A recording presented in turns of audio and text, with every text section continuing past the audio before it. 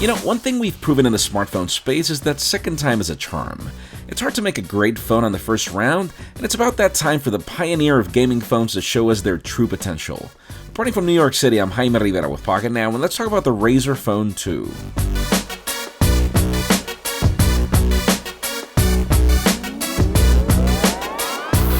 Last year, Razer told us that their first phone was designed for gamers.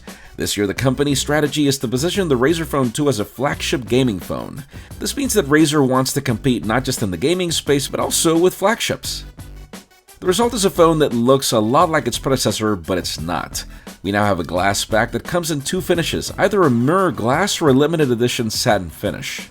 This solves the first complaint of users with the previous variant where the triple-headed snake could not glow. Now it works in all of its 16.8 million color glory, and that actually varies depending on notifications. The rest of the design closely resembles its predecessor, but the speakers are actually ever so slightly smaller, even if more powerful. See, everything in the speakers has changed to allow IP67 water and dust resistance. To address this, the company increased the size of the speaker box in order to create a resonance chamber, making audio richer in conjunction to the 24-bit DAC with Dolby Atmos support.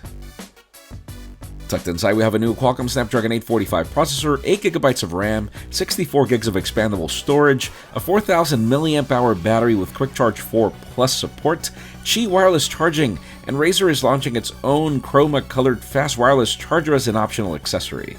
To allow an even better gaming experience, the Razer Phone 2 includes a new large vapor chamber cooling system, allowing heat to dissipate across the whole chassis when gaming at high intensity. This is actually a similar technology to what the company has on its 15-inch laptops, and Razer promises zero lags when it comes to playing games. We have a new 5.7-inch IGZO LCD at Quad HD resolution, 120Hz of refresh rate. Yes, that's back. And to solve last year's complaints, the brightness is now doubled at 645 nits. This also continues to be the only phone certified for Netflix HDR content, and it actually shows the display looks really good. And then powering the experience, we have Android 8.1 Oreo with the same skin from last year, powered by Nova Prime. The company claims Android Pie is coming soon, but no dates were really provided. Still, the experience so far with the couple of hours that we played with the phone looks really good.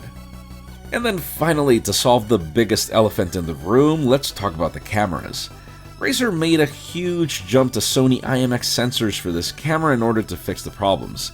This includes OIS on the primary 12-megapixel sensor, now with f1.7 aperture, and a secondary 12-megapixel camera at f2.6 aperture and telephoto capabilities. Whether the company actually solved the problem or not, we'll have to wait for a full review. Pricing begins at $799 for the mirror glass variant, and if you want to go higher in storage or different color options, the price gets steeper after that. So yes, this is the Razer Phone 2. Let us know what you think in the comments down below, and while you're at it, make sure you follow us on social media, subscribe to both our channels, English and Spanish, for more videos like this one. You can follow me on Twitter, Jaime_Rivera, on Instagram at Jaime Rivera.